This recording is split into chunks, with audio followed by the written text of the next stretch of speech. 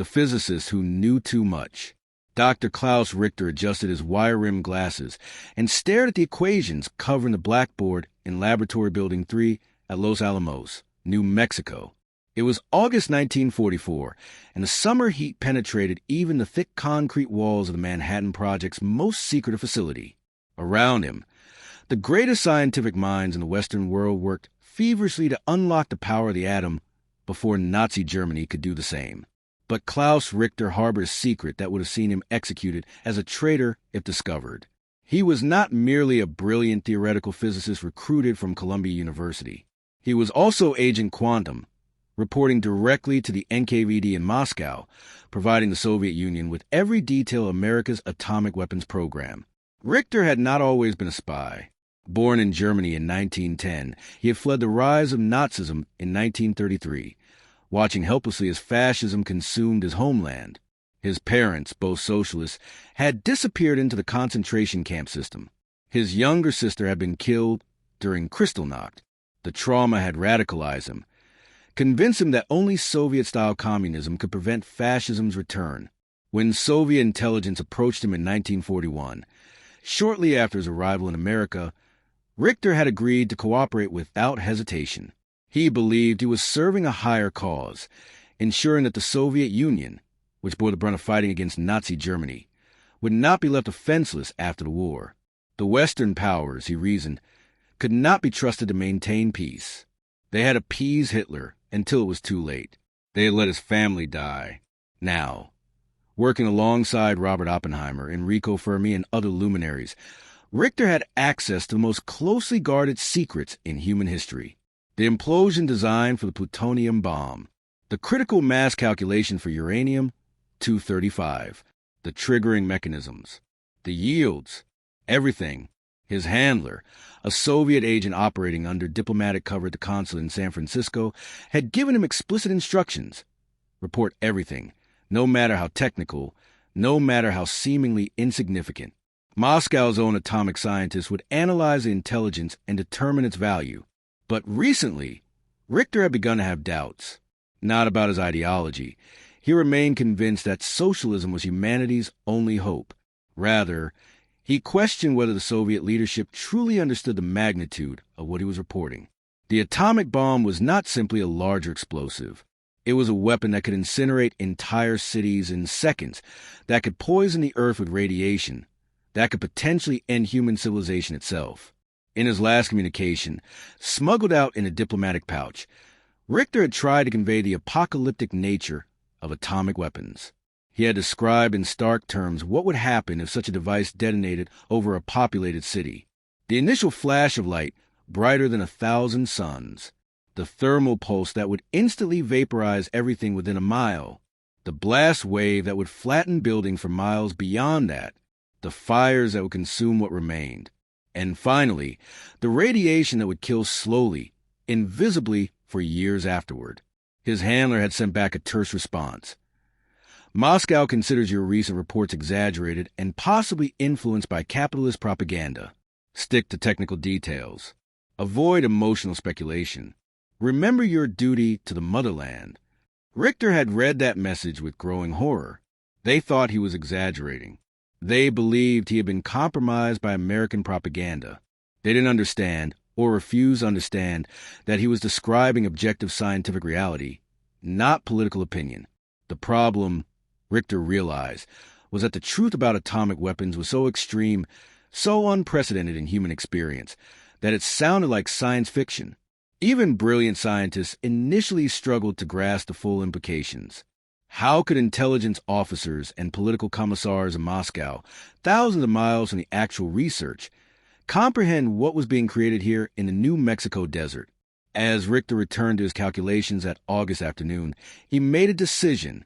He would continue reporting every technical detail, as ordered, but he would also intensify his warnings about the weapon's destructive potential. He would find ways to make Moscow understand that the atomic age represented not just a new weapon, but a fundamental transformation of warfare itself. One that made total war between great powers tantamount to mutual suicide. He could not know that his crazy reports, initially dismissed in Moscow, would eventually convince Stalin that the Soviet Union needed its own atomic bomb at any cost. Nor could he foresee that his espionage would help trigger an arms race that would bring humanity to the brink of annihilation for nearly half a century. Klaus Richter thought he was preventing a future war. Instead, he was laying the groundwork for the Cold War, a conflict that would define global politics for generations and create enough nuclear weapons to destroy the world many times over. The Trinity Test. On July 16, 1945, at 5:29 a.m., Klaus Richter stood 30 miles from Ground Zero in the Jornada del Muerto desert, watching humanity's relationship with warfare change forever. Through dark welding goggles, he witnessed the first atomic explosion. Codenamed Trinity, transformed night into artificial day. The fireball rose with terrible beauty, a miniature sun birth from human ingenuity and hubris. Even at this distance, Richter felt the heat on his face seconds before the shockwave arrived, a physical punch that made him stagger backward. The mushroom cloud climbed into the stratosphere, and in that moment, every scientist present understood that they had become destroyers of worlds, just as Oppenheimer would later quote from the Bhagavad Gita. But Richter's mind raced beyond the immediate spectacle to its implications. The test had succeeded beyond expectations. The yield was approximately 20 kilotons, equivalent to 20,000 tons of TNT, a single bomb with the destructive power of an entire fleet of conventional bombers. And this was merely the beginning. The scientists already spoke of thermonuclear weapons, fusion bombs that could be thousands of times more powerful. Within 48 hours, Richter had prepared his most detailed report yet. Working through the night in his quarters, he documented every aspect of the tests: the yield calculations, the blast effects, the radiation measurements, the implosion mechanism's performance. But he also included something unusual, a lengthy section describing the human and environmental consequences. He wrote about the steel tower that had held the device, vaporized instantly, leaving only a crater of fused green glass. He described the calculations showing that if such a weapon detonated over a city, it would create a firestorm that would consume everything within miles. He included estimates of casualties, not just from the initial blast, but from radiation sickness that would kill for weeks and months afterward. Most importantly, he added a personal note, breaking protocol: "Comrades, I have witnessed a test. This is not propaganda or theoretical speculation. The destructive power exceeds anything in human history. One bomb destroyed a tower and melted the desert sand into glass. Over a city, one bomb would kill 100,000 people instantly. America plans to build hundreds of these weapons. The Soviet Union must have atomic capability not for aggression, but for survival. Without it, we will be at America's mercy." His handler collected the report from a dead drop in Santa Fe 3 days later. Richter waited anxiously for Moscow's response, wondering if they would finally understand the urgency. The response came 2 weeks later, after Hiroshima and Nagasaki had been destroyed, after Japan had surrendered, after the world had seen photographs of cities reduced to rubble and shadows burned into walls. The message was brief: "Your reports have been reviewed at the highest levels. Previous assessments were incorrect.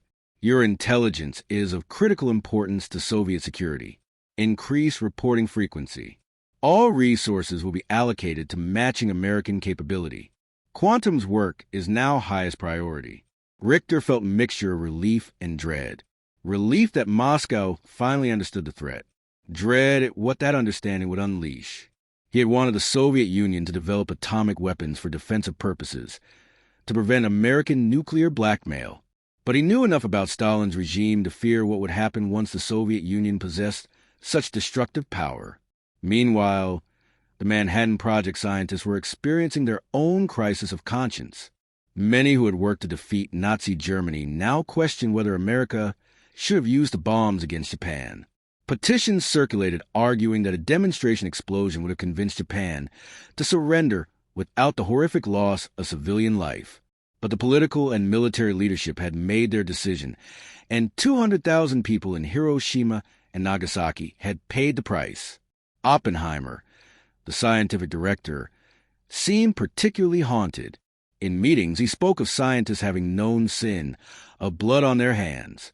Some physicists including Leo Szilard, began advocating for international control of atomic energy, arguing that a nuclear arms race would lead to catastrophe.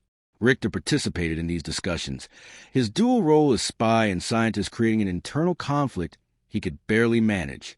He agreed with the scientists calling for international cooperation. That was clearly the rational path to prevent nuclear war. But he also knew that his espionage was ensuring such cooperation would never happen. The moment Soviet intelligence obtained atomic secrets, any possibility of genuine international trust evaporated.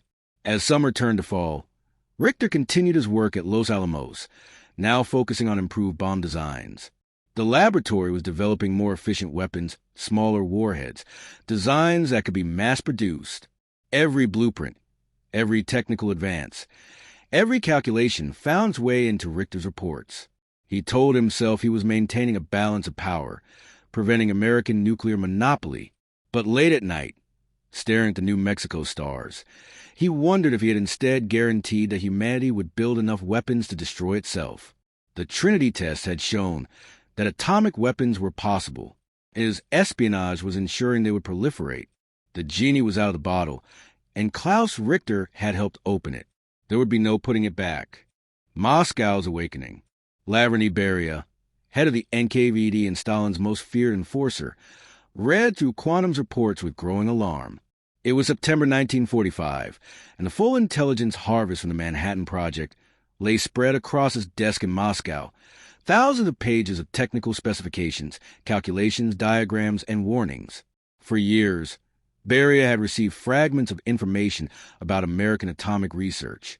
Soviet intelligence had multiple sources within the Manhattan Project, not just Quantum, but also agents codenamed REST, MLAD, and others. But Quantum's reports stood out for their comprehensiveness and, more troubling, their increasingly urgent warnings about the weapon's destructive potential.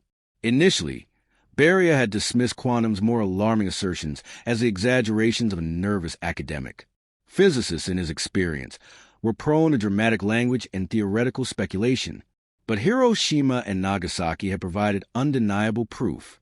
The photograph from Japan showed devastation that exceeded anything in military history. Entire cities gone. The casualty figures were staggering, and those were just the immediate deaths. Radiation sickness was killing thousands more. Beria scheduled a meeting with Stalin for the following morning, bringing with him a carefully prepared summary of Quantum's intelligence and his recommendations for a Soviet response. He knew Stalin's moods were unpredictable, especially regarding bad news, but this information could not be delayed. Stalin's office in the Kremlin was thick with cigarette smoke when Beria arrived. The dictator sat behind his enormous desk, reviewing reports from Soviet-occupied Eastern Europe. At 66, Stalin's face showed the strain of leading the Soviet Union through the Great Patriotic War. For years of brutal conflict with Nazi Germany had cost 27 million Soviet lives, and Stalin was determined that his nation would never again be vulnerable to attack. "Comrade Beria," Stalin said without looking up, "you requested this meeting urgently. What is so important?" "Comrade General Secretary, it concerns the American atomic bomb program. Our intelligence has provided complete technical details of their weapons." Beria placed a folder on the desk. "This represents information from our most valuable source, an agent we call Quantum." Stalin opened the folder and examined the first few pages. Dense equations and technical diagrams that meant nothing to him. "Summarize, Beria. I am not a physicist. The Americans have developed weapons of unprecedented destructive power. A single bomb can destroy an entire city. They currently have a small number of these weapons, but their industrial capacity allows them to build many more. Within a year, they could have 50 such bombs. Within 5 years, hundreds." Stalin's expression remained neutral, but his fingers drummed on the desk, a sign Beria recognized as intense interest. "And we have none." "Correct. Comrade General Secretary, we have theoretical research, but we are years behind. The Americans spent over $2 billion on their program. They mobilized their best scientists and built massive industrial facilities. We cannot match their investment, but with the intelligence we have obtained, we can accelerate our own program significantly." "How significantly?" Without this intelligence, our scientists estimate we would need 10 to 15 years to develop atomic weapons. With it, perhaps 4 to 5 years. Stalin stood and walked to the window overlooking the Kremlin grounds. 4 to 5 years during which America has a monopoly on these weapons. Years during which they could demand anything from us, threaten us with destruction if we do not comply. Yes, Comrade General Secretary, but there is more. Beria hesitated, knowing his next words would anger Stalin. Our source Quantum has repeatedly warned that these weapons are so destructive that their use in war could threaten all of civilization. He believes an arms race with such weapons could lead to mutual annihilation. Stalin turned sharply. This Quantum, he is soft? Compromised by American propaganda? No, Comrade General Secretary. He is a committed socialist who fled Nazi Germany. He has provided accurate intelligence for 4 years. His warnings appear to be based on scientific analysis, not politics. The destruction at Hiroshima and Nagasaki supports his assessment. Stalin was silent for a long moment, processing the implications. Finally, he spoke. The Americans believe they can intimidate us with these bombs, that they can dictate terms to the Soviet Union, as they do to lesser nations. They are mistaken. He returned to his desk and fixed Beria with a cold stare. You will take personal charge of the Soviet atomic program. Mobilize whatever resources are necessary. Recruit or conscript whatever scientists we need. Build whatever facilities are required. I do not care about the costs. Yes, Comrade General Secretary. And the timeline? For years. We will have atomic weapons in 4 years, not 5. The Americans believe their monopoly gives them permanent advantage. We will prove them wrong. Beria bowed slightly. It will be done. Should we approach the Americans about international control of atomic weapons, as some Western scientists have proposed? Stalin's laugh was harsh. The capitalists will never agree to genuine international control. They will demand inspection regimes designed to keep us weak, while they maintain their arsenal. No, Beria, we will build our own weapons, establish our own strength. Only then can we negotiate from a position of equality. As Beria left Stalin's office, he understood that the die had been cast. The Soviet Union would pursue atomic weapons with the full force of the state behind the effort. Cities would be built in secret locations. Scientists would be mobilized, willingly or not. Resources would be diverted from post-war reconstruction to weapons development. And all of it would be driven by Quantum's intelligence and warnings. Klaus Richter had wanted to prevent American nuclear blackmail of the Soviet Union. He was about to get his wish, but at a cost he had not fully anticipated. The Soviet atomic program would succeed, but it would launch an arms race that would define the second half of the 20th century, an arms race that would build tens of thousands of nuclear weapons and bring humanity repeatedly to the brink of annihilation. The Cold War was beginning, and Quantum's crazy reports had helped light the fuse. The net closes. By January 1947, Klaus Richter had been passing atomic secrets to the Soviet Union for more than 5 years, and the strain was taking its toll. The Manhattan Project had officially ended, replaced by the newly created Atomic Energy Commission, but Richter remained at Los Alamos, now working on improved weapon designs and theoretical problems related to the still hypothetical hydrogen bomb. The work itself was challenging and intellectually stimulating. The post-war laboratory had lost some of its urgency, but none of its scientific excitement. However, Richter found himself increasingly isolated. Many of his closest colleagues had returned to university positions, uncomfortable with the military focus of atomic weapons research. Those who remained were either true believers in nuclear deterrence or, like Richter, bound by secret motivations. What Richter did not know was that American counterintelligence had been closing in on Soviet atomic espionage for months. The break came from an unexpected source, a Soviet cipher clerk named Igor Gouzenko, who defected in Canada in September 1945, bringing with him evidence of extensive Soviet intelligence operations in North America. The Gouzenko revelations led to investigations that gradually identified other Soviet sources. In December 1946, the U.S. Army Signals Intelligence Service, working with the newly formed FBI, began a program codenamed Venona, the systematic decryption of Soviet intelligence communications. The work was painstakingly slow, as Soviet cryptographers used virtually unbreakable one-time pad codes. But Soviet mistakes, reused pages, and pattern analysis gradually allowed American cryptanalysts to read fragments of years-old messages. One decrypted message from 1944 referenced an agent codenamed Quantum, who had provided detailed information about implosion lens designs for plutonium bombs. Another mentioned Quantum's access to critical mass calculations. A third described Quantum's background as a German refugee physicist who had worked at Columbia University before joining the Manhattan Project. The FBI's Counterintelligence Division, led by J. Edgar Hoover, began a quiet investigation. They compiled a list of every physicist at Los Alamos who fit Quantum's profile: German or Austrian refugees, politically progressive background, access to bomb design secrets, opportunity to transmit information outside the laboratory. Klaus Richter was on that list, along with 7 others. The investigation proceeded carefully. Hoover did not want to alert the suspects or reveal that American intelligence had broken Soviet codes. Instead, the FBI implemented subtle surveillance, mail intercepts, travel monitoring, observation of contacts outside the laboratory. They looked for patterns, for anything unusual in the suspect's behavior. Richter had been well trained by Soviet intelligence and practiced careful tradecraft.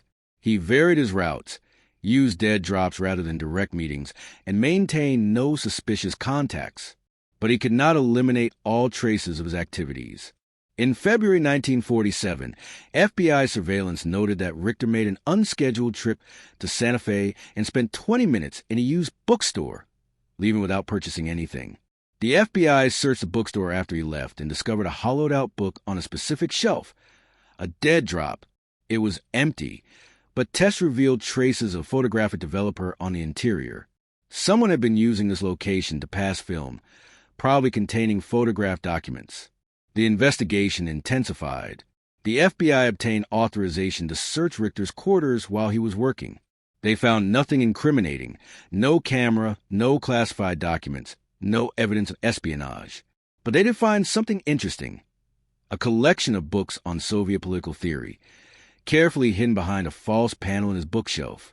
For a scientist at America's most secret weapons laboratory, to be reading Soviet communist literature was not illegal, but it was certainly suspicious. In March 1947, the FBI approached Richter's handler in San Francisco, a Soviet consular official named Dmitry Volkov. They did not arrest or directly confront him, but made their surveillance obvious, letting him know he was being watched. The message was clear: we know what you are, and we are watching. Volkov immediately suspended all contact with Quantum and his other sources, following Moscow's protocol for compromise operations. A coded message went to Los Alamos, hidden in a classified advertisement in a San Francisco newspaper that Richter had been told to monitor. Storm approaching. Cease gardening. Await instructions. Richter read the warning with a sinking feeling.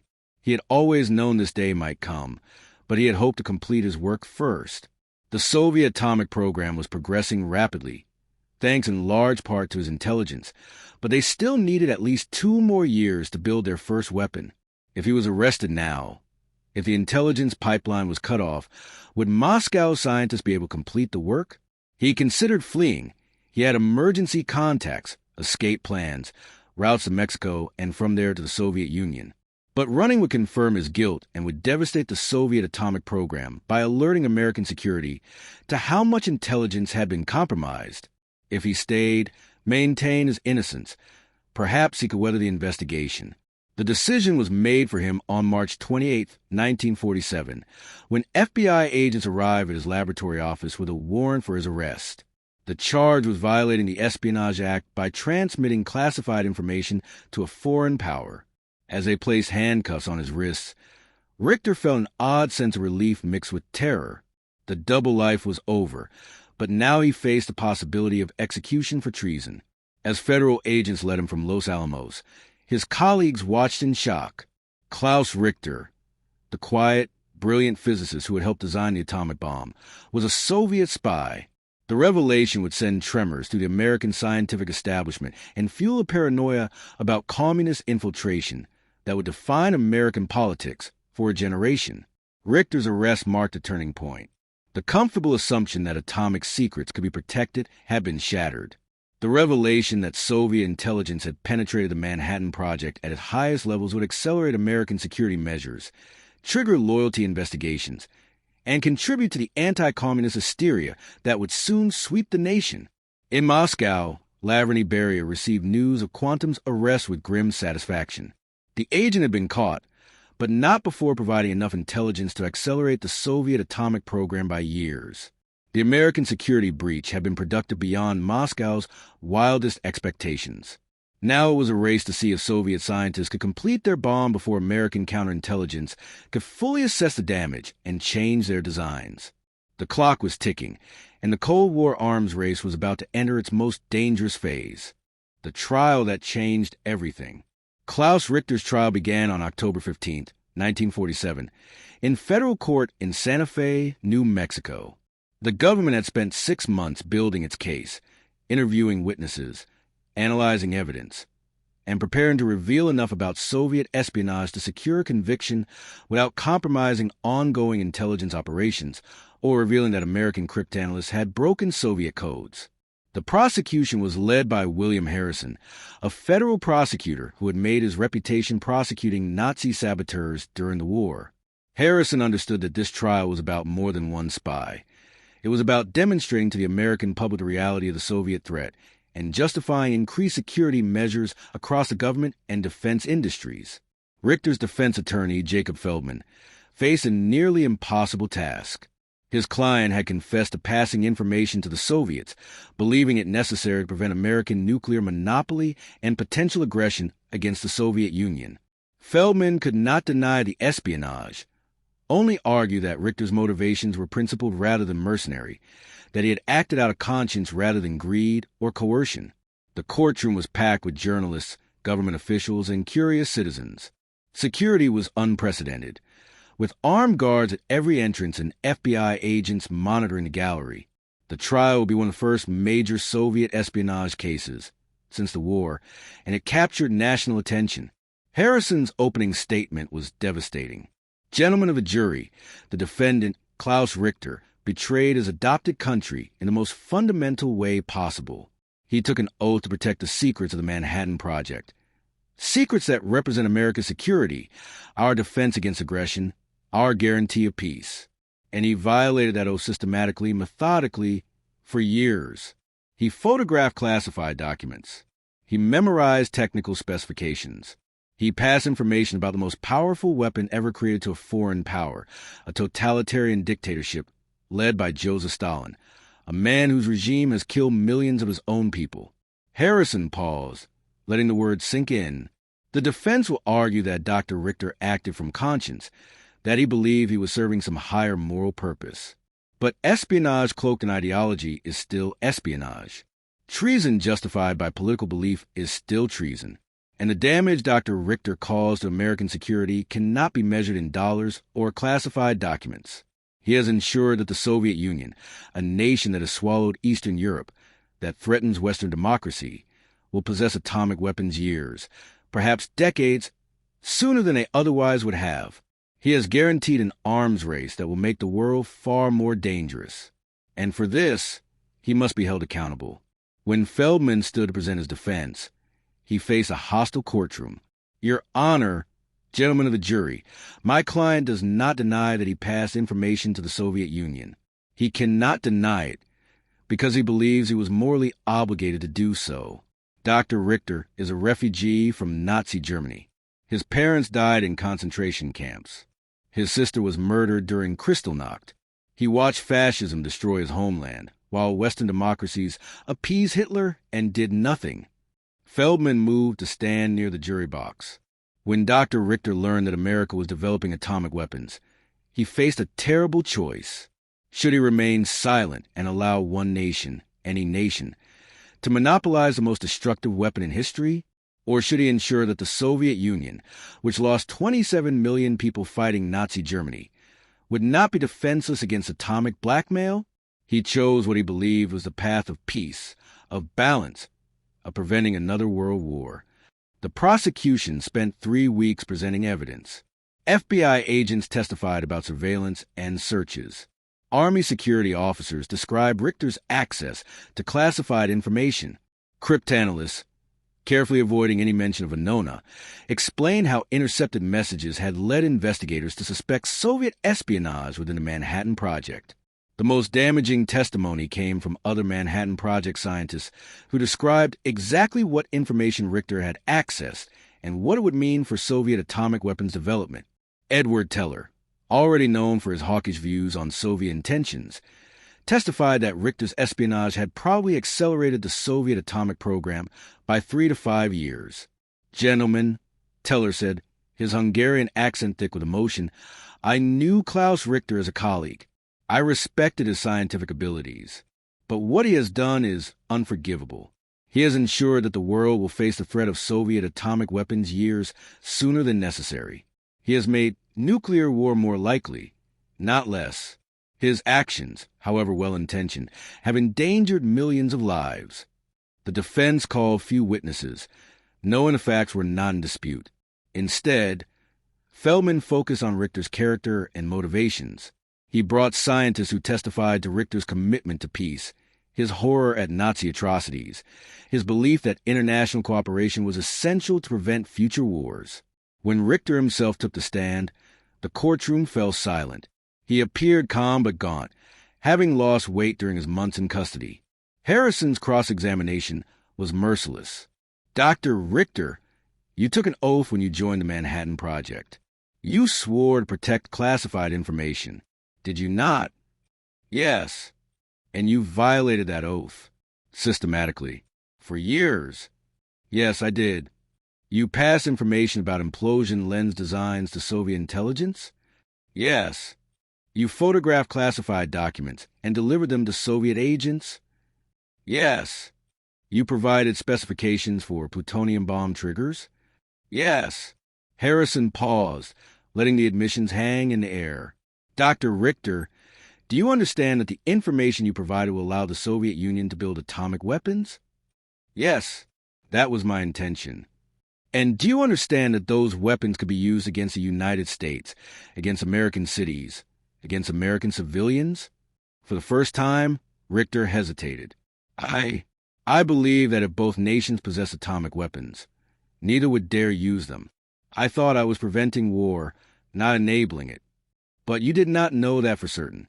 You gambled with American security based on your own political beliefs." "Yes, I did." The jury deliberated for 6 hours before returning a guilty verdict on all counts. Richter showed no emotion as the verdict was read. He had expected no other outcome. At sentencing 2 weeks later, the judge delivered a speech that would be quoted in newspapers across America. "Dr. Richter, you possess a brilliant mind and, I believe, a sincere conscience. But you have committed one of the most serious crimes possible against your adopted nation. You have betrayed secrets that were entrusted to you, secrets vital to American security. Your actions, regardless of your intentions, have made the world a more dangerous place. You have helped ensure that humanity will live under the shadow of atomic annihilation for generations to come." The sentence was death by execution, to be carried out within 1 year unless commuted by the president. The Richter trial sent shockwaves through American society. It confirmed the public's growing fears about communist infiltration. It validated the concerns of anti-communist politicians. And it provided justification for the security measures, loyalty oaths, and investigations that would characterize the early Cold War period. In Moscow, Soviet scientists continued their work, guided by the intelligence Richter had provided. His arrest had disrupted the flow of information, but enough had already been transmitted to ensure success. The race to build the Soviet atomic bomb entered its final phase. The mushroom cloud's long shadow. On August 29, 1949, the Soviet Union detonated its first atomic bomb at a test site in Kazakhstan, codenamed First Lightning by the Soviets. The test shocked American intelligence agencies that had predicted the Soviet Union would not possess atomic weapons until at least 1952. The explosion, with a yield of 22 kilotons, closely matched the design of the American plutonium bomb that had destroyed Nagasaki, a design Klaus Richter had photographed and transmitted to Moscow 4 years earlier. President Harry Truman announced the Soviet atomic test on September 23, 1949, telling the American public that the United States no longer held a monopoly on atomic weapons. The news triggered a wave of fear and paranoia that swept across America. Civil defense programs were established, teaching school children to duck and cover in the event of atomic attack. Bomb shelters appeared in backyards. The arms race that Klaus Richter had both predicted and enabled accelerated beyond anyone's imagination. In a cell at the federal penitentiary in New Mexico, Klaus Richter learned of the Soviet atomic test through a newspaper. He felt a complex mixture of vindication and horror. He had been right about American nuclear monopoly being dangerous and unsustainable. He had successfully ensured that the Soviet Union would not be defenseless. But it also helped set in motion exactly the arms race he had feared, the cycle of mutual suspicion and escalation that would define the Cold War. Richter's death sentence had been commuted to life imprisonment by President Truman, who had been persuaded that executing a scientist for espionage would make martyrs of spies and complicate relations with the scientific community. The commutation was controversial. Many Americans wanted Richter executed as an example, but Truman quietly feared that execution would only deepen the paranoia and witch hunt atmosphere that was already gripping the nation. The years following the Soviet atomic test saw the Cold War intensify dramatically.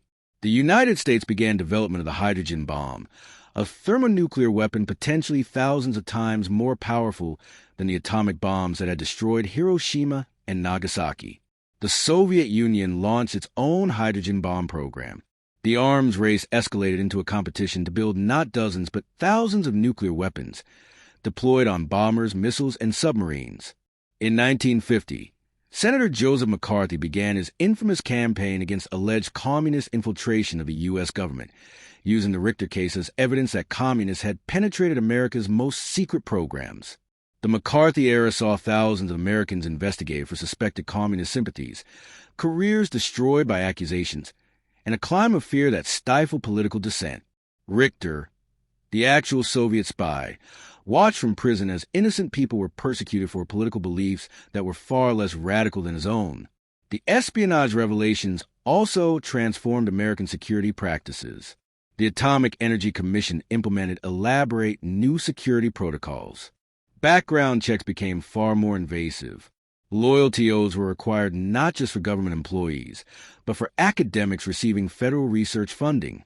The openness that had characterized American scientific culture before the war was replaced by compartmentalization and suspicion. Meanwhile, the geopolitical landscape shifted rapidly. The Soviet Union consolidated control over Eastern Europe.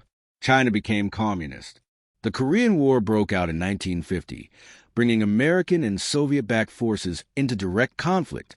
NATO was formed to counter Soviet expansion. The Warsaw Pact was created in response. Europe was divided by what Winston Churchill called an Iron Curtain, and the world split into two armed camps, each possessing weapons capable of destroying civilization. By 1952, the United States had detonated its first hydrogen bomb, a device that created a fireball 3 miles wide and vaporized an entire island in the Pacific. The Soviet Union tested its own hydrogen bomb in 1953. The yields of nuclear weapons increased from kilotons to megatons, and the number of weapons proliferated. America built thousands of nuclear weapons. The Soviet Union did likewise. Britain, France, and China developed their own nuclear arsenals. The world bristled with enough destructive power to end human civilization dozens of times over. In his prison cell, Klaus Richter followed these developments through newspapers and magazines. He wrote letters to colleagues, to politicians, to anyone who might listen, arguing that the arms race needed to be controlled before it was too late. Most of his letters went unanswered. To most Americans, he was a traitor whose opinion deserved no consideration. To the few who did respond, he was a cautionary tale about the dangers of ideological absolutism. In 1962, the Cuban Missile Crisis brought the world to the brink of nuclear war. For 13 days, American and Soviet leaders faced off over the deployment of Soviet missiles in Cuba. The crisis was ultimately resolved through diplomatic channels, but it came terrifyingly close to triggering a nuclear exchange that would have killed hundreds of millions of people. When Richter learned of the crisis, he suffered what prison doctors called a nervous breakdown, consumed by guilt that his espionage had helped create the weapons that had nearly destroyed the world. As the years passed, the historical assessment of Klaus Richter's actions became more nuanced. Some historians argued that he had been right about the dangers of American nuclear monopoly, that Soviet possession of atomic weapons had created a balance of terror that prevented World War III. Others insisted that he had betrayed his oath and his nation, that his espionage had launched an arms race that brought humanity repeatedly to the edge of annihilation. Richter himself, in interviews granted late in his life, remained conflicted about his legacy. "I believed I was preventing war," he said in a 1975 interview. "I thought that if both sides had atomic weapons, neither would dare use them. In that sense, I was right. There's been no World War III, no nuclear attack since Nagasaki. But I did not foresee the arms race, the tens of thousands of weapons, the multiple occasions when we came within minutes of nuclear war. I did not understand that the technology would advance so rapidly, that the weapons would become so much more destructive. If I could go back to 1941, knowing what I know now, would I make the same choice? I honestly do not know." Klaus Richter died in prison in 1982, at the age of 72, having spent 35 years behind bars. His death received little attention. He was a forgotten figure from an earlier era of the Cold War, overshadowed by later spies and crises. But his legacy lived on in the tens of thousands of nuclear weapons deployed around the world, in the doctrine of mutually assured destruction that defined superpower relations, in the multiple occasions when humanity came perilously close to nuclear holocaust. The Cold War would continue for another decade after Richter's death, finally ending with the collapse of the Soviet Union in 1991. But the nuclear weapons remained, and the fear of nuclear war persisted. The genie that Manhattan Project scientists had released from his bottle, and that Klaus Richter had helped proliferate, could never be put back. In the end, Richter's crazy reports, initially dismissed as exaggerated, then belatedly recognized as terrifyingly accurate, had indeed changed America's atomic program and helped trigger the Cold War. Whether that made him a traitor or a prophet, a villain or a tragic figure trying to prevent catastrophe through catastrophic means, remains debated to this day. What cannot be debated is that his actions had consequences that echoed through the rest of the 20th century and into the 21st, shaping the world in which we still live, under the long shadow of the mushroom cloud.